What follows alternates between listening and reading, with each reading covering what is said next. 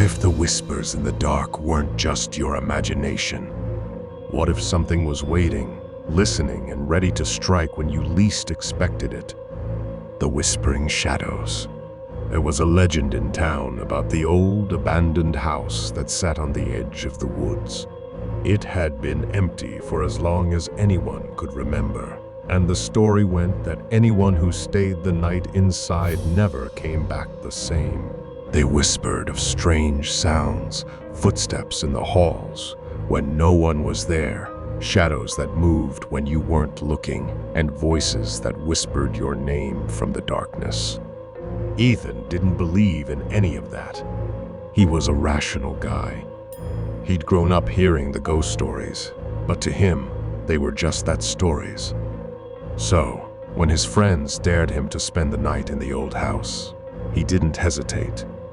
They gathered around, placing bets on how long he would last. Ethan laughed it off.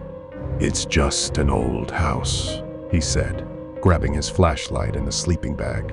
By the time he arrived, the sun was setting, casting long shadows over the property.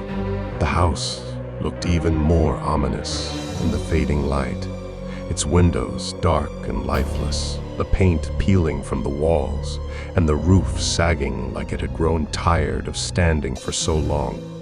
Ethan pushed open the creaky front door and stepped inside.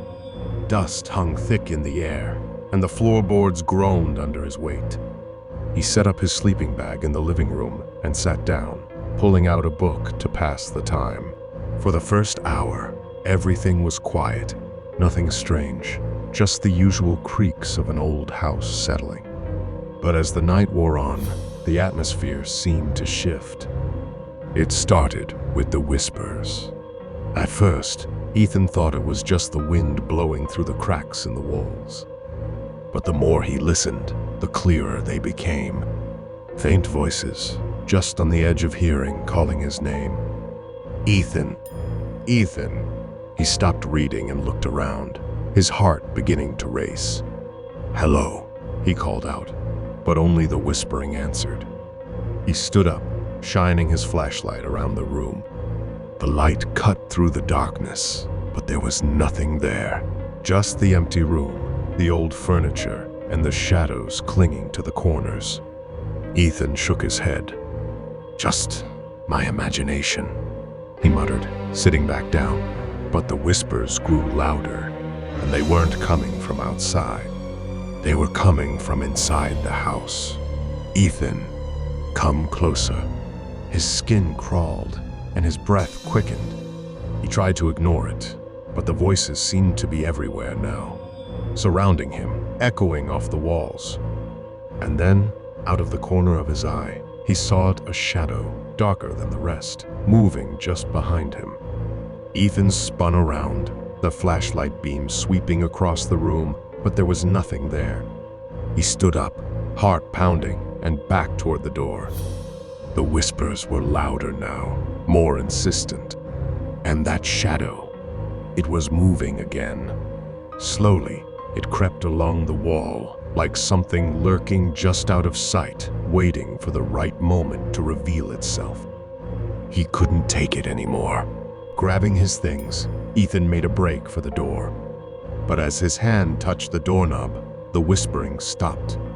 The sudden silence was deafening, and in that moment, he felt something cold brush against his neck.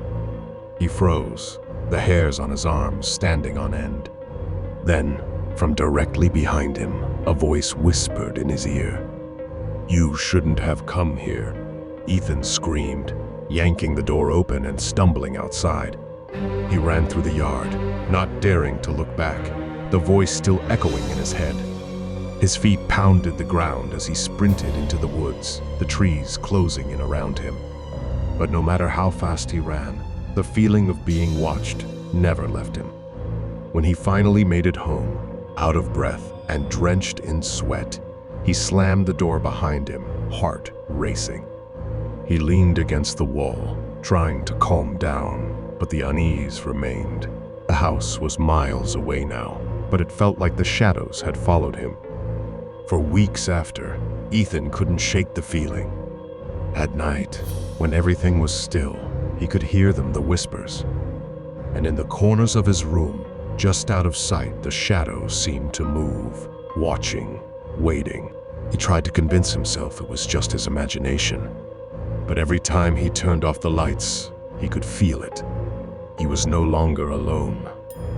Because once you hear the whispers, they never stop.